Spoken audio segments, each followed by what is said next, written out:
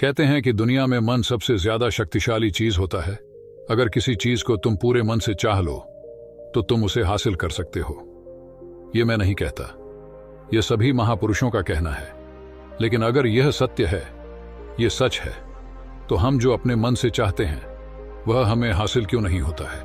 अरे भाई, कोई भी इंसान अपने मन में तो दुख नहीं चाहेगा, लेकिन वो रहता तो दुखी है। हर इंसान अपने मन से तो कामयाब होना चाहता है, खूब पैसा कमाना चाहता है, लेकिन फिर भी वह कामयाब नहीं होता। भला ऐसा दुनिया में कौन इंसान होगा जो अपने मन में यह चाहेगा कि मैं नाकामयाब रहूं या मैं पैसा ना कमाऊं? सोचने की बात है। तो इसमें दो चीज निकलकर सामने आती है। या तो वह महापुरुष गलत थे जिन्होंने यह बात बोली कि मन से चाही हुई चीज हासिल हो जाती है, या फिर हम गलत हैं। आज की वीडियो में मैं जो कहानी बताने वाला हूं उसमें आपको एक ऐसा मंत्र मिलेगा, उसे समझने के बाद आपको एक ऐसा मंत्र का पता चलेगा जिससे आप यह समझ पाएंगे कि अपने मन से कोई भी चीज कैसे करवाई जाती है, मन में किसी भी बात का बीज कैसे बोया जाता है। ये इस कहानी से आपको अच्छी तरह से समझ में आ जाएगा और इससे आप यह भी समझ पाएंगे कि आकर्षण का नियम, लॉ ऑफ अट्रैक्शन, कैसे काम करता है। कहानी छोटी सी है लेकिन बहुत ही गहरी है। इस वीडियो को पूरा लास्ट तक देखना, तो ही आप अच्छे से इस कहानी का पूरा लाभ ले पाएंगे। तो दोस्तों, कहानी शुरू करने से पहले मैं आपसे एक रिक्वेस्ट करना चाहता हूं। आप जो यह वीडियो देख रहे हो, इसी वीडियो के डिस्क्रिप्शन में शुभू राजस्थानी चैनल की लिंक है। तो दोस्तों, आप सभी उस लिंक पर क्लिक करके यूट्यूब चैनल को जरूर सब्सक्राइब कर लें।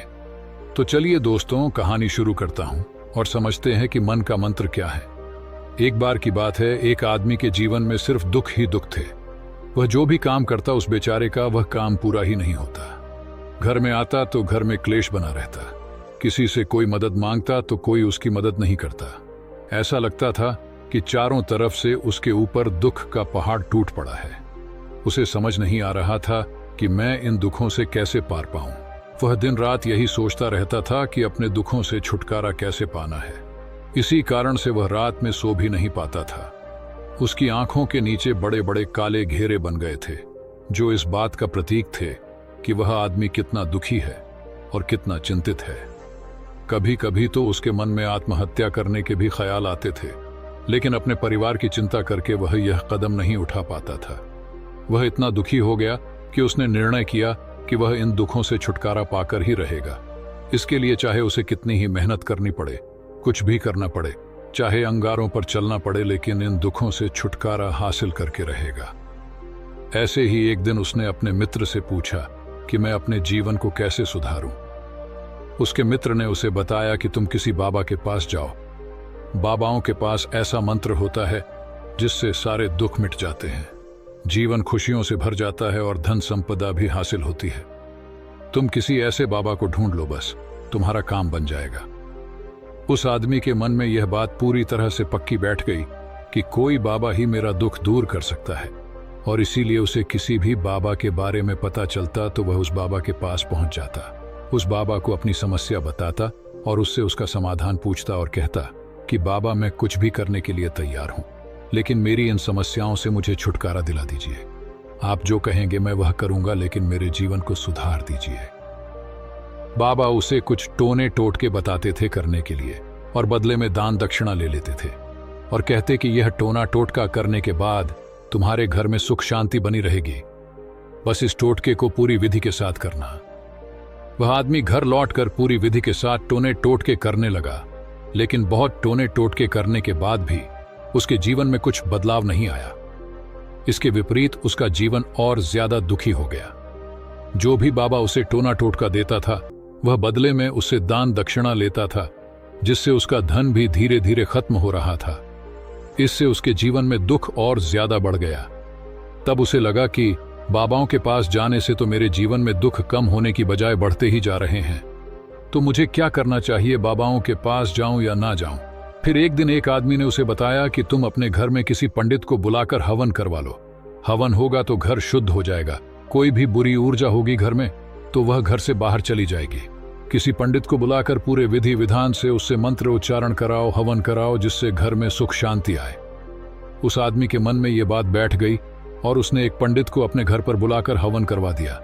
हवन अच्छी तरह से संपन्न हुआ, बदले में पंडित ने भी अच्छी दान दक्षिणा ली और उसके बाद वह वहां से विदा हो गया।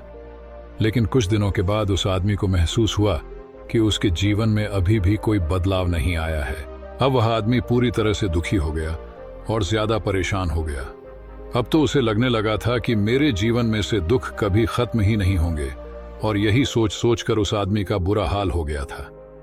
फिर एक दिन उसे अपने मित्र से एक ऐसे बाबा के बारे में पता चला जो समाधान बताने के लिए कोई दान दक्षिणा नहीं लेता था। उस आदमी को लगा कि यह बाबा दूसरे बाबाओं की तरह नहीं हो सकता, क्योंकि यह तो दान दक्षिणा लेता ही नहीं, और अगर दान दक्षिणा नहीं लेता तो यह सच में कोई सिद्ध बाबा होगा। और यही सोचकर वह उस बाबा के पास पहुंच जाता है। जब वह आदमी वहां पर पहुंचता है तो वह बाबा ध्यान में बैठे हुए थे। यह देखकर वह आदमी वहीं पर चुपचाप बैठकर बाबा के ध्यान से बाहर आने का उनका इंतजार करने लगा। थोड़ी देर बाद बाबा ने आंखें खोली तो सामने एक दुखी और परेशान युवक को बैठे देखा। उसकी आंखों के नीचे काले घेरे देखकर ही समझ गया कि यह आदमी अपने जीवन से कितना परेशान है। उसे संबोधित करते हुए बाबा ने पूछा कि बच्चा, क्या चाहते हो? बाबा के पास क्या लेने आए हो? उस आदमी ने कहा कि बाबा, मैं अपने जीवन से बहुत परेशान हूं। मैंने इन दुखों को दूर करने के लिए बहुत सारे रास्ते अपनाए, हर वो तरकीब करके देखा जो किसी बाबा ने मुझे बताई, हर वो काम किया जो कोई भी इंसान ने मुझसे करने को कहा, लेकिन मेरे जीवन में दुखों में कोई कमी नहीं आई। बाबा, इसके विपरीत मेरे जीवन में दुखों में बढ़ोतरी हो गई है। मुझे समझ में नहीं आ रहा है कि मैं क्या करूं। कभी कभी तो मैं आत्महत्या करने की सोचता हूं, लेकिन मैं अपने परिवार की सोचकर यह कदम नहीं उठाता हूं। मैंने आपके बारे में बहुत सुना है बाबा, और मैं बहुत उम्मीद के साथ आपके पास आया हूं। कृपया करके मुझे कोई ऐसा मार्ग बताएं जिससे मुझे अपने दुखों से छुटकारा मिल जाए। मैं अपने दुखों से छुटकारा पाने के लिए कुछ भी करने को तैयार हूं। आप मुझे कोई भी रास्ता बताएं, चाहे वह रास्ता कितना ही कठिन क्यों ना हो, मैं उसको पार करके रहूंगा। बाबा ने महसूस किया कि आदमी तो सच में बहुत परेशान है। बाबा ने उसकी बात सुनकर कहा कि बच्चा, दुखों को दूर करने के लिए मंत्र ऐसे ही नहीं मिलते हैं। मंत्र पाने के लिए कुछ करना पड़ता है। तुम कुछ कर सकते हो। यह सुनकर पहले तो उस आदमी ने सोचा कि यह बाबा भी मुझसे दान दक्षिणा मांगेंगे, लेकिन और कोई रास्ता ना पाकर उस आदमी ने कहा, बाबा, आपको जितना भी दान दक्षिणा चाहिए मैं देने के लिए तैयार हूं, लेकिन आपका मंत्र सच्चा होना चाहिए, वह पूरा होना चाहिए, उसका फल मुझे मिलना चाहिए। उसके बाद मैं आपको जो भी दान दक्षिणा लेना चाहते हो मैं आपको दे दूंगा। बाबा ने कहा, दान दक्षिणा तो बहुत छोटी चीज है, मुझे वह नहीं चाहिए। इस पर वो आदमी सोच विचार करके बोला, तो बाबा, मैं अंगारों पर भी चलने के लिए तैयार हूं, आप मुझे बस आज्ञा दीजिए। बाबा ने कहा कि अंगारों पर चलने वाली छोटी चीज मैं तुमसे नहीं कराने वाला हूं। मैं जो तुमसे कराने वाला हूं वह बहुत कठिन मंत्र है, उसे पूरा कर पाओगे। उसने कहा, बाबा, आप मुझे बताइए तो सही, मुझे करना क्या होगा? मैं कुछ भी करने के लिए तैयार हूं। इस पर बाबा ने उसे कहा कि यहां से जब तुम अपने घर जाओ तो रास्ते में अपने मन में यह दोहराते जाना कि मैं सुखी हूं, मैं सुखी हूं। बार बार अपने मन में यही दोहराना, और याद रहे जुबान पर यह नहीं आना चाहिए, यह सिर्फ मन में दोहराना है। यह सुनकर वो आदमी बोला, बाबा, बस इतनी सी बात, ये तो मैं चुटकी बजाते कर लूंगा, लेकिन इससे होगा क्या? बाबा बोले कि इस मंत्र को करके तो देखो, वैसे भी तुमने इतने बाबाओं के मंत्र किए हैं, तो इस मंत्र को भी करके देख लो। उस आदमी ने सोचा कि बाबा कुछ दान दक्षिणा तो ले नहीं रहे हैं, और छोटा सा मंत्र है, इसे तो मैं कर ही लूंगा। वो बोला, ठीक है बाबा, मैं ये मंत्र जरूर करूंगा। और वो आदमी यह कहकर वहां से चलने लगा। लेकिन जैसे ही वह चलने लगा, पीछे से बाबा ने बोला कि बच्चा, एक बात याद रखना, जब तुम ये मंत्र अपने मन में दोहराओ तो तुम्हारे मन में बंदर के विचार नहीं आने चाहिए, बंदर का ख्याल भी नहीं आना चाहिए, तो ही यह मंत्र सिद्ध होगा। आदमी बोला, मुझे तो आज तक बंदर का कोई विचार नहीं आया, तो अब क्यों आएगा? आप चिंता मत करिए बाबा, मैं बस मन में यही दोहराऊंगा कि मैं सुखी हूं, मैं सुखी हूं। इसके अलावा बंदर का कोई भी विचार मेरे मन में नहीं आएगा। यह कहकर वह आदमी वहां से चल देता है। वह अपने मन में मैं सुखी हूं, मैं सुखी हूं, यह दोहराता हुआ थोड़ी दूर ही चला था कि उसके मन में अचानक बंदर का ख्याल आ गया। बंदर का ख्याल एक बार आया और चला भी गया, लेकिन उस आदमी ने सोचा, आज तक तो मुझे बंदर का कोई भी विचार नहीं आया, यह आज बंदर का विचार क्यों आ गया? और ऐसे करके उसने उस बंदर के विचार को पकड़ लिया और यह भूल गया कि मुझे क्या मंत्र दोहराना है और वह बंदर के बारे में सोचने लगा। जब थोड़ी देर बाद फिर से उसे होश आया तो वह फिर से अपना वही मंत्र दोहराने लगा जो बाबा ने उसे बताया था, मैं सुखी हूँ, मैं सुखी हूँ। लेकिन अचानक से उसे एक बंदर दिखाई दिया और यह देखकर फिर से उसके मन में बंदर का विचार उठ गया और यह देखकर वह इस विचार को बाहर फेंकना चाहता था और वह चाहता था कि मेरे अंदर किसी तरह से बंदर का विचार ना आए, लेकिन उसे तो सामने बंदर ही दिखाई दिया। ऐसे ही जद्दोजहद करते करते घर पर पहुंचा और घर पर पहुंचने के बाद अपनी पत्नी को कहा कि हे बंदरिया, मुझे खाने में बंदर परोस दो।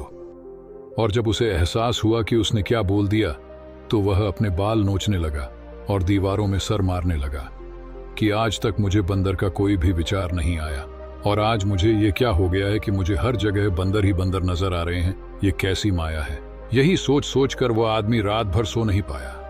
रात भर करवटें बदलते रहा और सुबह उठकर सीधे उसी बाबा के पास पहुंच गया और उसके चरणों में गिरकर कहा कि बाबा, पता नहीं क्या चमत्कार हो रहा है।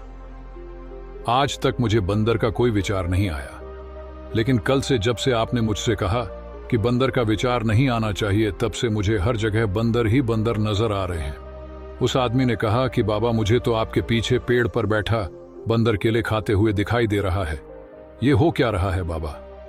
यह सुनकर बाबा हंसने लगे और बोले, बच्चा, मन का जाल एक ऐसा जाल है जिसे समझ पाना इतना आसान नहीं है। बंदर तो तुम्हारे रास्ते में पहले भी आते थे।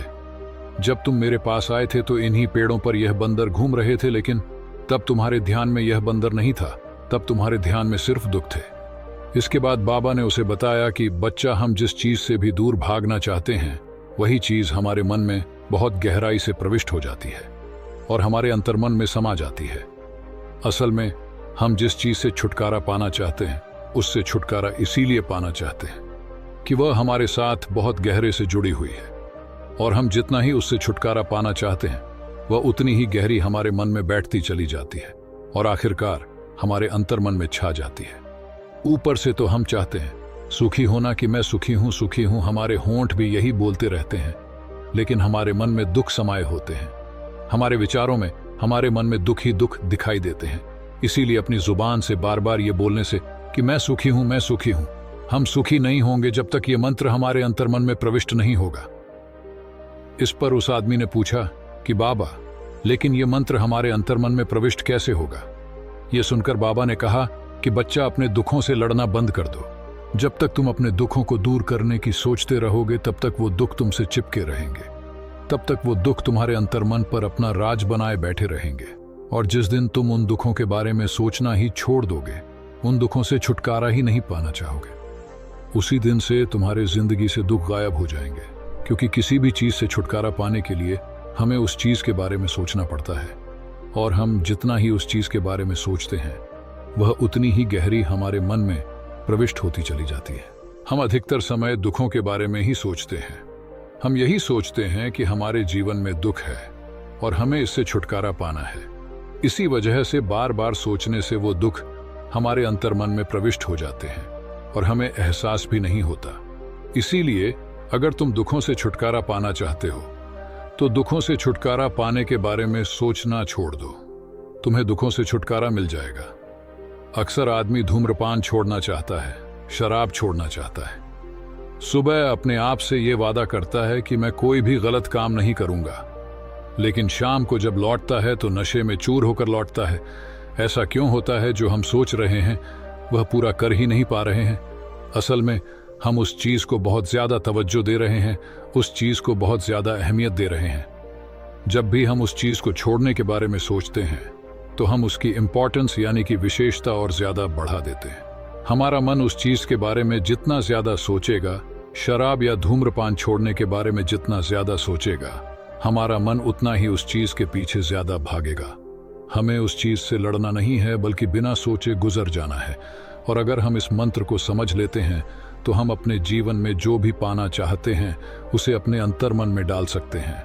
और एक बार वो लक्ष्य हमारे अंतर्मन में बैठ जाता है तो फिर सफलता पाने में कोई समस्या नहीं आती, कोई दिक्कत नहीं आती। तो दोस्तों, कैसी लगी आपको ये कहानी? दोस्तों, उम्मीद करता हूं आपको इस कहानी से जरूर बहुत कुछ सीखने को मिला होगा। ये कहानी आपको कैसी लगी हमें कमेंट बॉक्स में कमेंट करके जरूर बताएं। और इस वीडियो को लाइक भी ज़रूर करें और साथ ही इस वीडियो को अपने दोस्तों के साथ ज़रूर शेयर करें ताकि उन्हें भी इस कहानी से कुछ सीखने को मिल सके। ऐसी ही प्रेरणादायक और बुद्धा स्टोरी सुनने के लिए हमारे YouTube चैनल को सब्सक्राइब करके बेल आइकन को ज़रूर दबा दें ताकि आने वाली अगली वीडियो की नोटिफिकेशन आपको मिल सके। इस वीडियो में बस इतना ही, मिलते हैं अगली वीडियो में। तब तक के लिए अपना ख्याल रखना और हमेशा मुस्कुराते रहना। धन्यवाद।